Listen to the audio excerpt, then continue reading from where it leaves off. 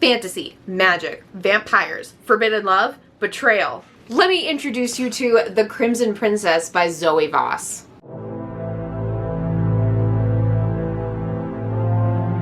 I'm just gonna awkwardly hold this up here the entire video. Enjoy. First and foremost, I want to give a huge shout out and thank you to Zoey Voss for reaching out to me on TikTok and allowing me the opportunity to read and review a digital copy of her book. The Crimson Princess is a dark romantasy about magical kingdoms, vampires, and of course, forbidden love. I can honestly say that this is one of the best romantasy books that I have read so far this year. I cannot stop thinking about it, and I probably will not shut up about this. Now that I'm finally getting this out there, everybody needs to read this book. I kid you not. Obviously, I'm obsessed with this book because I went out and purchased my own physical copy because I needed this on my library. Like, I needed it. Plus, this book is gorgeous. Some of the stuff on the inside is just beautiful. Like, that outline is just so pretty. It's so subtle. I love the birds at the top, and they're at the top of every single chapter.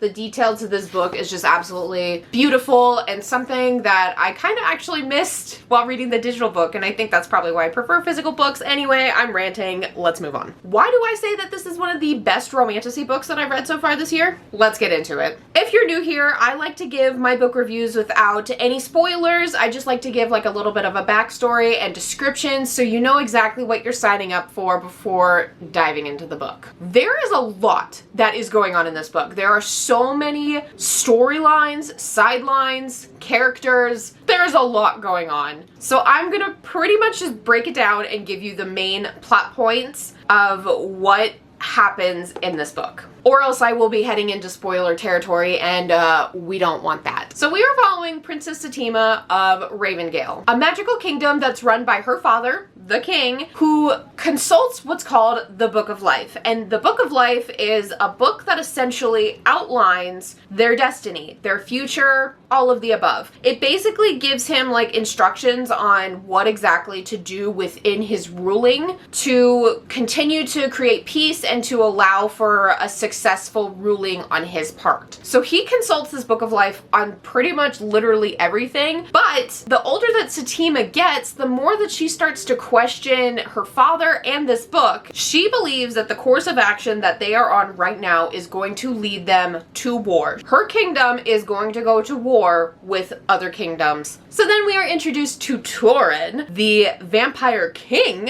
He honestly just wants to live in peace. He wants peace for his kingdom. He wants peace for all of his people. He don't want no business in any of this. So he kind of just like hangs out in the shadows and is like, what up? I'm just here. But his brother has a personal vendetta against the Ravengale kingdom and has partnered with a sorceress to try and overthrow the kingdom. So Torin and Satima basically meet up and they tell each other what's going on within each other's world. Satima doesn't like the Book of Life. If they continue on the path they're right now, they're gonna go to war. She doesn't want that. And Torin, I mean, even though he's like Switzerland and he's just a very neutral party, he's like, listen, I don't want you to go to war. I don't want to be involved in this, but my brother's coming, so like, let's work together. So that is when Torin and Satima basically partner up. They work together to try bring peace to both of their kingdoms, unite before the impending rampage, and basically put a stop to whatever it is that's coming. But there is one major problem, and that is Satima's father, the king, absolutely hates and despises every single vampire, especially Torin. So they're working together despite Satima's father's instructions and warnings to stay away from the vampires their entire kind. I mean, of course, when your dad tells you to do something, you have to do it, right? You have to go against what he's saying. So with the two of them now working together in this forced proximity kind of situation, a very special relationship develops between the two of them. Are we really surprised? I mean, it is a romantasy. Well, there you go. That's basically the gist of the story, the gist of the plot points. I barely scratched the surface with sharing what this book is about because there is so much going on. This story is so convoluted and there's so many different layers. There was so much going on that I continuously had to pause and try to put the puzzle pieces together in my brain because I was scatterbrained. I was all over the place, but like in the best way possible. But I will say that the ending does a fantastic job of like bringing all of these storylines together for an action-packed showdown and ending, which I have another note on that later. We'll come back to it. So on top of the fantastic world building that is done in this book, I am absolutely obsessed, and I love how there are so many different kinds of creatures and species within this book. So of course we have vampires, but we also have zombies, we have werewolves, we have druids, sorcerers. The list just continues on and on. And one thing in particular is that I love that the people of Rivendell are known as Gales, because they are magical beings, magical entities, but they're like not quite druids, but they're also not quite sorcerers. So they're like a fine mix or something in between, and they're just called Gales. And I think that was just like perfect. Like I just knew. I knew what they were going for, and love how